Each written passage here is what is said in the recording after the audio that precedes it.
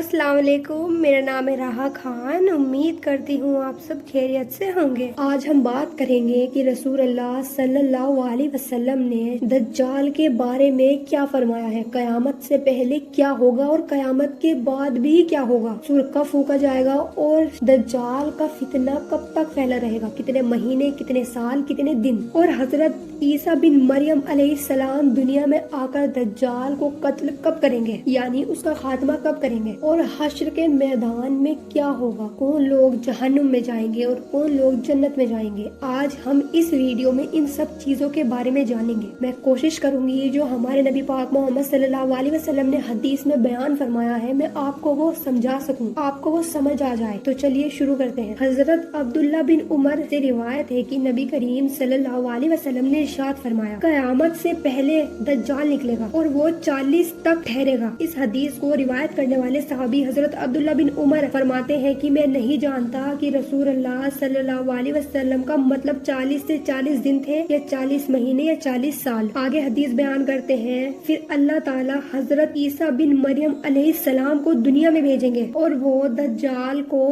तलाश करेंगे और उस ताक़ूब करेंगे, यानी उसको हर जगह ढूंढेंगे और उसको पकड़कर उसका खात्मा कर देंगे। फिर 7 साल तक लोग ऐसे रहेंगे कि दो आदमियों के दरमियान भी आपस में दुश्मनी नहीं होगी। फिर अल्लाह ताला मुल्क शाम की तरफ से एक ऐसी खास किस्म की ठंडी हवा चलाएंगे का ये असर होगा कि रूए जमीन पर कोई ऐसा शख्स बाकी नहीं रहेगा जिसके दिल में जर्रा बराबर भी ईमान हो। बहरहाल उस हवा से तमाम अहले ईमान खत्म हो जाएंगे, यहाँ तक कि अगर तुम में से कोई शख्स किसी पहाड़ के अंदर भी चला जाएगा तो वो हवा वहीं पहुंचकर उसका खात्मा कर देगी।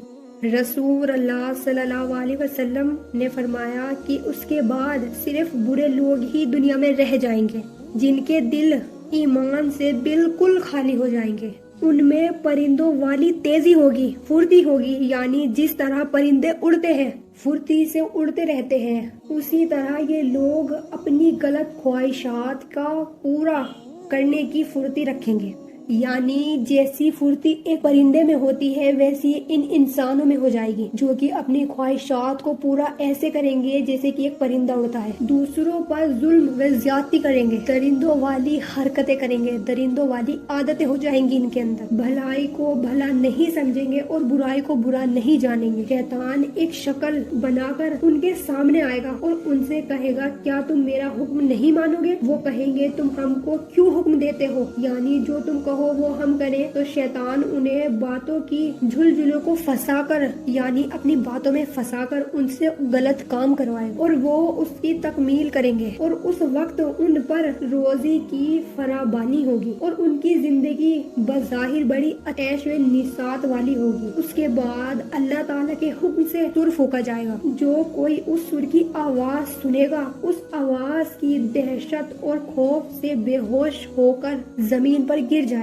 और उस आवाज के वजन से उसका सर जिस्म पर सीधा कायम नहीं रहेगा, बल्कि उसकी गर्दन इधर उधर होती जाएगी, यानी उसकी गर्दन हिलती रहेगी। सबसे पहले जो शख्स सुर की आवाज सुनेगा और जिस पर सबसे पहले उसका असर पड़ेगा आदमी होगा जो अपने ऊंट के होज को मिट्टी से दुरुस्त कर रहा होगा, वो बेहोश होकर बेजान होकर गिर जाएगा, यानी मर जाएगा और दूसरे सब लोग भी इसी तरह बेजान होकर गिर जाएंगे। फिर अल्लाह ताला हल्की सी बारिश बरसाएंगे, ऐसी जैसे कि शबनम, उसके असर से इंसान के जिस्म में जान पड़ जाएगी। फिर दूसरी मर्तबा सुर फूका जाएगा तो एकदम सबके सब खड़े हो जाएंगे और चारों तरफ देखने लगेंगे। तो फिर कहा जाएगा कि लोगों अपने रब की तरफ चलो और फरिश्तों को हुक्म होगा कि इन्हें हिसाब के मैदान में खड़ा करो, क्योंकि इनसे पूछताछ होगी और इनके अमाल का हिसाब होगा। फिर हुक्म होगा कि उनमें से जो 2 जग में जाने वाले हैं उनको एक तरफ निकालो। अर्ज किया जाएगा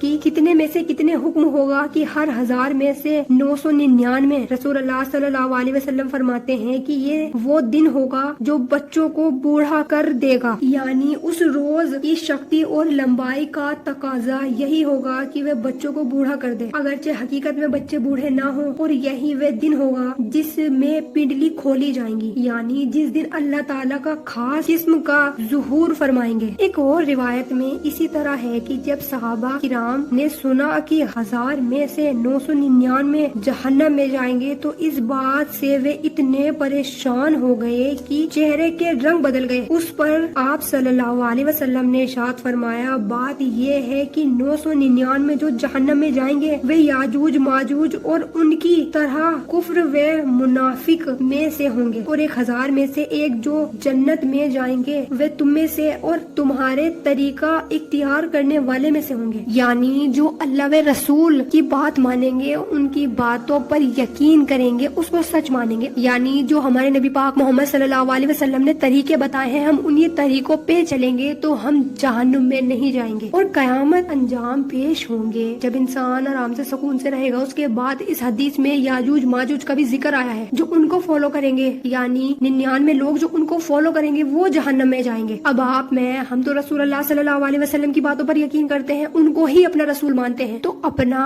ایمان تازہ کرتے رہا کریں اور اپنے ایمان کو مضبوط کیا کریں۔